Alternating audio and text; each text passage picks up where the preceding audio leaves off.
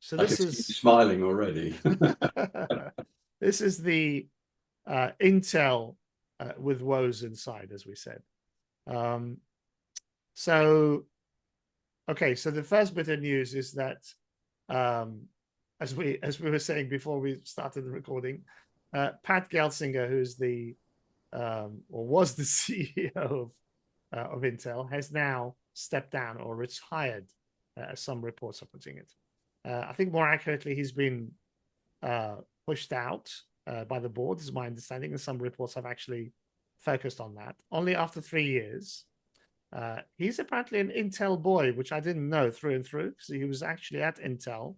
He was an engineer on the 486 program, wasn't he? Yeah, it's interesting. And then he went to wherever, VMware at some point, and then came back Dell more EMC before VMware. I mean, so yeah, he's been around the block. Yeah, he's been around the block. Always worked for a vendor, one kind or another, and then came back to Intel 3 years ago. We actually covered kind of Intel and AMD's duopoly, as we called it. And we said, is it under threat from ARM? Now, we did this in October of 2023. So we actually did it over a year ago. And we were kind of forecasting at that point, the kind of where is Intel going to go? And, with the threat of ARM, and this was actually even before the, Microsoft made the announcements around the kind of the Copilot PCs, right? Which, are all using pretty much, or mostly using ARM processors. The deal between Microsoft to run, Windows PCs basically on ARM-based processors, namely sort of Qualcomm's, Snapdragon and so on. Qualcomm's also involved in the Intel thing because there was rumors a few months ago that they wanted to acquire Intel as well. So, and more recently, with Pat Gelsinger in place as the CEO, he's been really presiding over a number of redundancies or layoffs if you're in the US. So redundancies at Intel. There's just so many reports on this. I'm not going to even bother with the numbers and stuff. There's just so much. But I picked up a couple of interesting ones from the Register. So one which reported a $16.6 billion loss that Intel filed recently. That's in 2024, this year, I believe. There was another article which was talking about Intel getting a little bit stingy with their coffee. So they actually removed the free coffee and then they brought it back again or something, which is really, really strange stuff going on. But what you and I were saying has kind of started to become, over the 2024 period has become a reality as that market has maybe shrunk and, partners and vendors have kind of, moved away. And certainly the Apple thing, whenever it was 2-3 years ago now, that's certainly affected them. More recently, Microsoft by going to to ARM processors for their platform, for their Copilot PCs and so on, kind of being that being their premier platform. So Pat has been busy chopping down the number of employees, and yeah, I think this is maybe a great time for Qualcomm to make that bid proper. Well, I think they'll find it quite hard to swallow, actually. I think that's going to be a difficult one for them.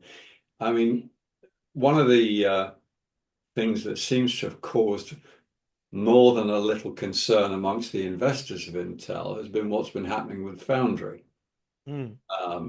And it's swallowed up an awful lot of money, and a lot of the losses that they're seeing, I mean, their year-on-year losses are sort of in the billions of dollars. They're not and there's really very little prospect of them turning a profit on foundry until at least 2026. And even then, given some of the problems they've had with both their chip design and the fabrication process, there's no guarantee that they will be, that it will turn profitable and that they'll be that the foundry will be able to take business away from others. At the moment it Yeah. relies almost solely on Intel business. But the reason I say it could be difficult for Qualcomm to swallow it, in fact, I don't know Qualcomm's ultimate ownership. Is it Chinese? I'm not No, it's I think aren't they Taiwan, I believe. I'm not sure. okay. All right. I need to look at that one. But obviously, part of the reason, for Foundry's existence is the Americans being very concerned about what happens to TSMC if China invades Taiwan, and with Donald Trump arriving on the scene and putting pressure on China, that might happen sooner rather than later is a fear out there. But clearly the American government has, got some concerns about the ability of the United States to have a foundry of its own. Mm. And there are some very specific clauses in the sort of way the money's been given to Intel from the American government that says, that Intel have got to maintain 50.1% ownership of that. All those sort of issues mean, and the, guarantees of where it's going to be made and for how long, and Yeah. all those sort of issues that says that could get very messy. So I think that, plus the fact, as I say, there's no, at the moment, you're thinking maybe one of the easiest ways would be to help TSMC expand their footprint into the States by taking it over. Might be a smarter move. Yeah. Um, Well, okay, so a little bit of correction. Qualcomm is actually a US company. oh, is it? All Yeah, right. so I never thought that, and I you never apologize. tell from the name, but US company, okay, not Taiwan, not South Korea or anything Oh, well, Asia anywhere.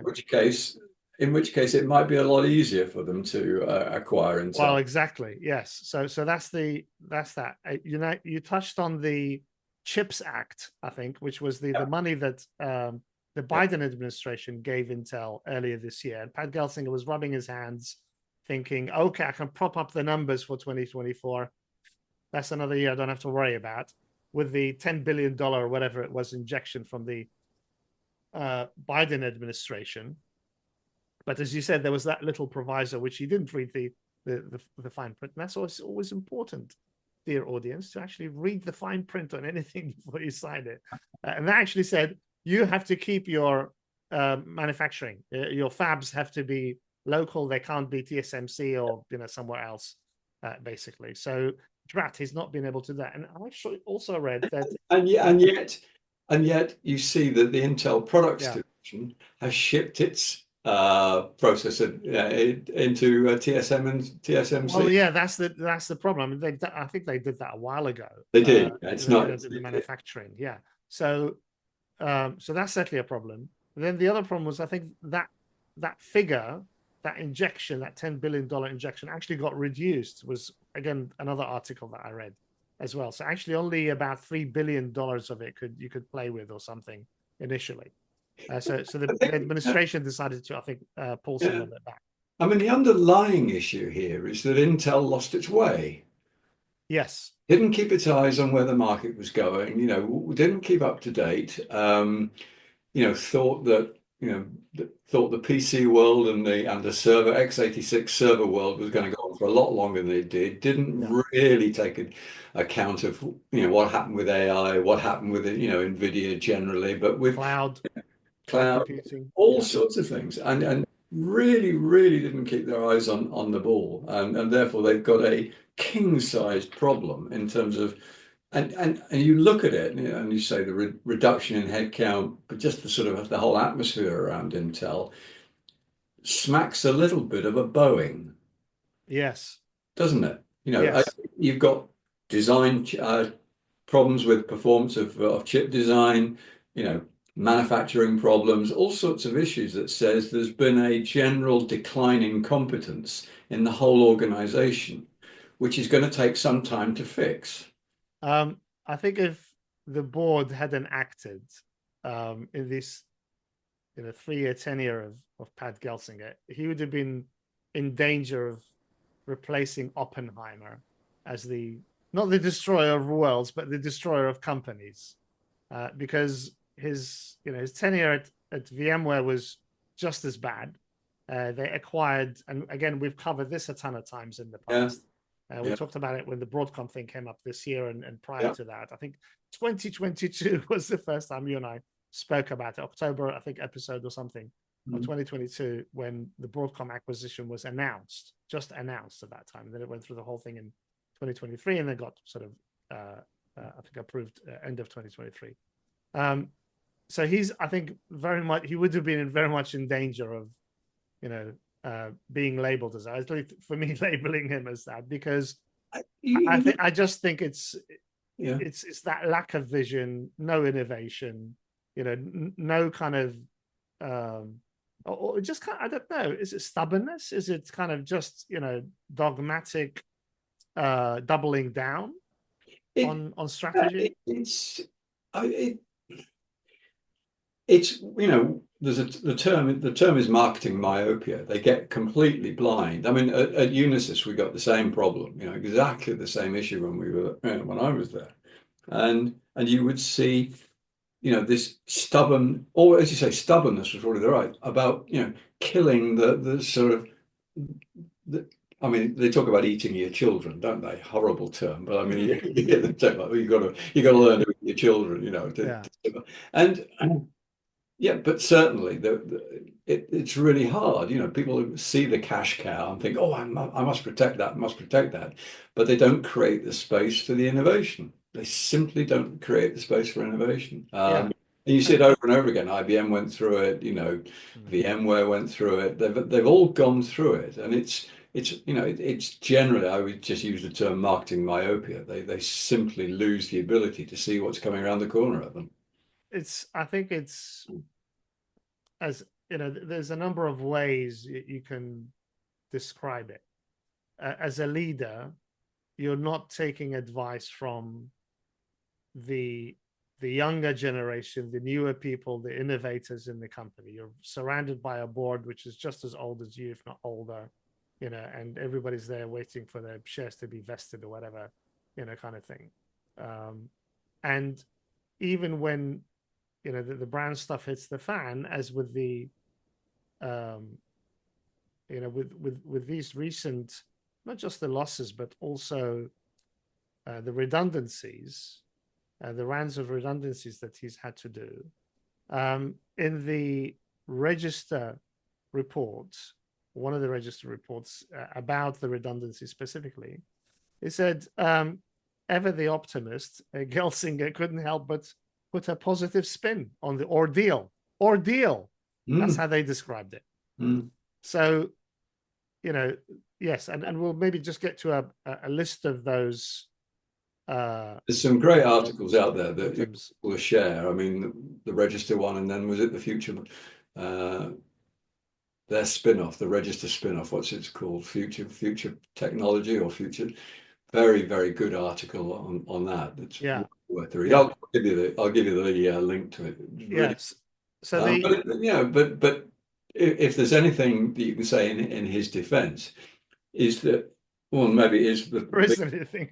the biggest mistake he's always made is moving to a company at the wrong time. I mean, he moved to VMware when it was already on the downward path. He'd moved to Yeah, Intel when it was on the downward path. And you think either you have a huge ego, thinks you turn it round against all the indicators, nobody or wanted you're the job. blind to it. You think it's wonderful.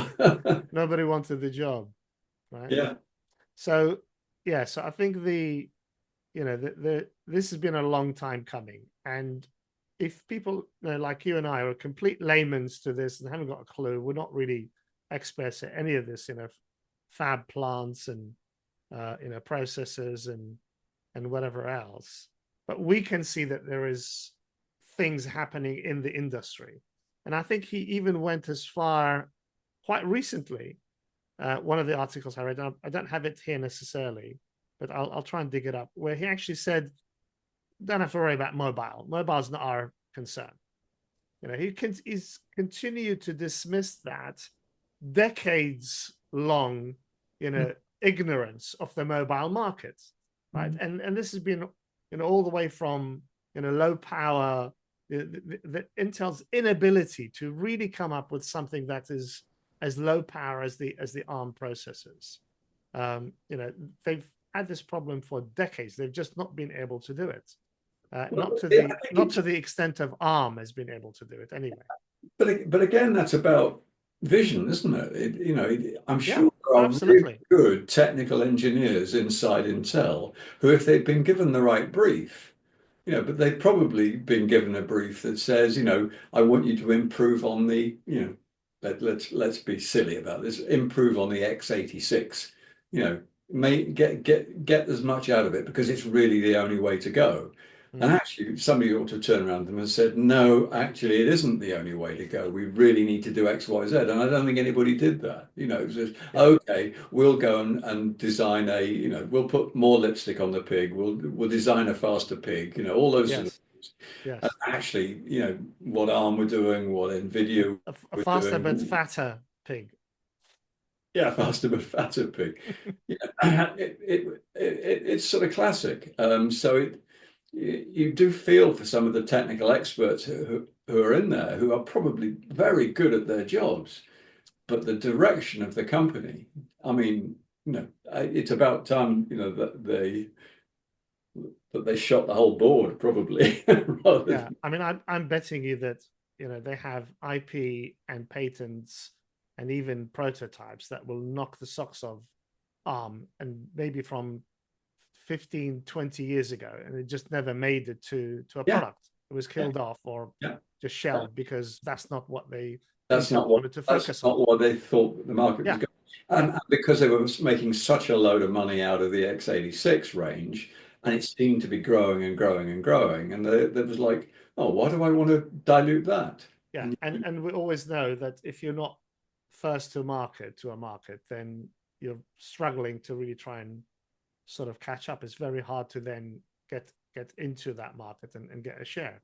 Oh, and things like foundry and fab, the cost, the barriers to entry, so having effectively allowed your foundry or your fabrication business to atrophy, to then try and compete with the likes of TSMC and Samsung, it's going to cost you an arm and a leg before you see any profit. And this is not a market, we can talk about the short-termism of stock markets, and yet they allowed Amazon to go on losing money year after year after year because of I think the vision of where Amazon were trying to take their business. The number of times I heard people saying, how long before the stock market or the investors pull the plug on Amazon because it's not making money.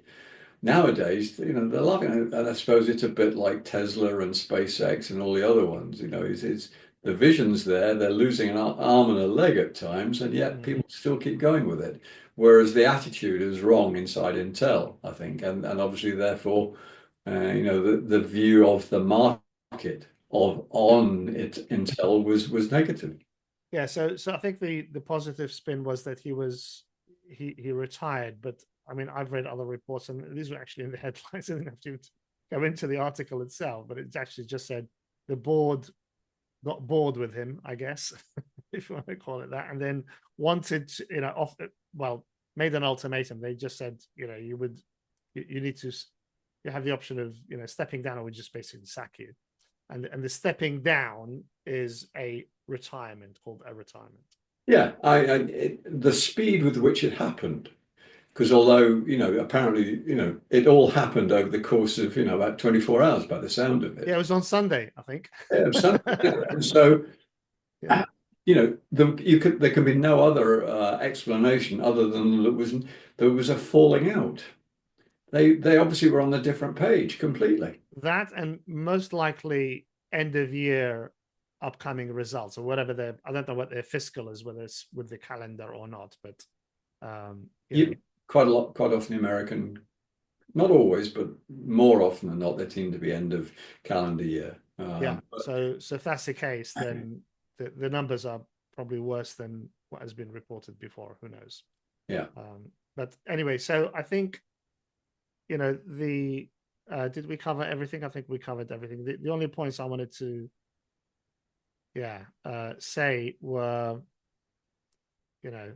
um, there was a number of howlers along the way. There was it's a litany of really bad decisions and, inability to make a decision, lack of vision, no innovation, and ignoring, the low power market, the mobile market completely, not exploring anything to do with risk chips. I mean, they did a while back, but I mean, it wasn't anything serious. They stuck to CISC chips, right? The complex instruction set computer, not the reduced instruction set computer. That's the RISC and CISC, if you're not familiar with those. And I would also say the complete obsession with the Wintel thing, with the Wintel kind of partnership, the Microsoft partnership. Can you imagine the combination of a low power x86 based processor, and I mean like competing with ARM, in terms of power and cost, capturing the Android market when Android was taking off? Can you imagine what that would have done for Intel? Right? Versus, Google going to ARM or whoever, manufacturer of ARM processors. Maybe it was even Qualcomm at the time, who knows? And then say to them, well, I want to run this Android operating system, mobile operating system on your chip, and then, porting it to that, and then, after a couple of attempts, making it work, and then it's actually becoming what the market has now become for Android, versus the Apple sort of. I mean, you combine lack of ability to take risk, lack of vision, with also some really poor engineering that's gone on in recent years, and delays to exist, what are essentially extensions to the existing range. And we've had delays and performance issues and, red faces at Intel when, supercomputer going into one of the US departments of, public sector, didn't outperform the ARM one, and it's like, oh, my goodness, what a shame. Yeah, and also just continuing that list, and it is a litany of of things. Microsoft, it's got to the point where Microsoft decided to move away, and I think they will continue, because even though the cost of Copilot PCs is greater, and certainly the surface range is greater than your average PC, the results, the outcome of it, which is a kind of a more prestige category, of PC Windows-based products, and the length of time, the amount of time on the battery, the battery time, it's just does not, nowhere near. Intel is nowhere near any of that capability. And this is the early models. These are the first gen model. Let's see what they do in the second gen and the third gen with Qualcomm, processors and so on. The final ones, I think, there. So we've kind of mentioned Android markets and so on. The final one's been the AI market. So they released the Gaudi, I think, family of AI chips recently. That was announced, I think, in the summer or something. Again, trying to include information on all of this in the description of the video. And then recently, the conversation was, how do we compete with NVIDIA? I was like, are you joking? NVIDIA, excuse me, but NVIDIA is like a $3.5 trillion valuated company now. You're a barely $5 billion or something. You're trying to cut costs, and NVIDIA is throwing money at AI like there was no tomorrow. Yeah, and you want to now compete in the GPU market. Yeah. I mean, they haven't done it in the NPU market, which is the bedrock of Qualcomm and and others in that space. I think even Nvidia's in that space, and certainly I think Microsoft and others are Google NPU. NPU. So that's the neural processing Oh, unit. okay. Yeah. So that's the in these Copilot PCs and PCs going forward, you're going to have your usual CPU, your usual GPU, but you're also going to have an NPU. The NPU is going to be an ARM, whether it's regardless of what architecture your actual PC is, because the the agents that you're going to run in the future, and certainly like Copilot and so on, will all be small language models, SLMs. Yeah. And they'll all need local processing. Yeah. They're not APIing back to ChatGPT and whatever's running in the big hyperscale data center. They'll actually all do their stuff locally, because they also need to know you locally. Yeah, in terms of sorting out your calendar, or booking a restaurant, booking your flight, and that kind of stuff. Right, all these agents are going to be running locally. So NPUs, neural processing units, are coming in to handle that processing. Again, that processing gets offloaded from the CPU, just like we did for graphics, decades ago. Now we're going to offload that type of, processing and activity to an NPU going forward. I mean, in the future, I think it'll just end up being in the processor. Yeah. So whatever processor you're going to be running, the NPU will be, part of the silicon. But at the moment, it's a separate component, and it's coming in like that because I think nobody's kind of put it all together.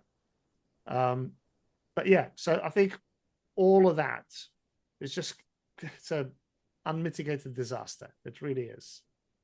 Yeah, and it's a shame. And I mean, I've grown up with Intel. I mean, as I came into the industry in '83, we were just getting to the 8086, and I remember being on holiday in France, and somebody a neighbor on this sort of site we were on said, "Oh, I'm working for a company you've probably not heard of before.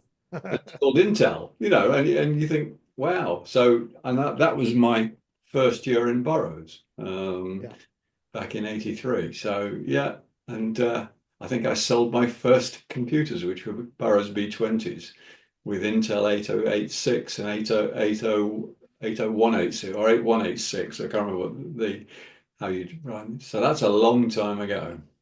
Yes. It's a shame. It's a shame, but that is the nature of the industry. If you don't keep changing, being mutable, we call it mutable. If you're not constantly changing, constantly evolving, you'll die. Thank you for watching. Please don't forget to subscribe to the channel to support me. You may also want to check out some of the other videos on this channel. Bye for now.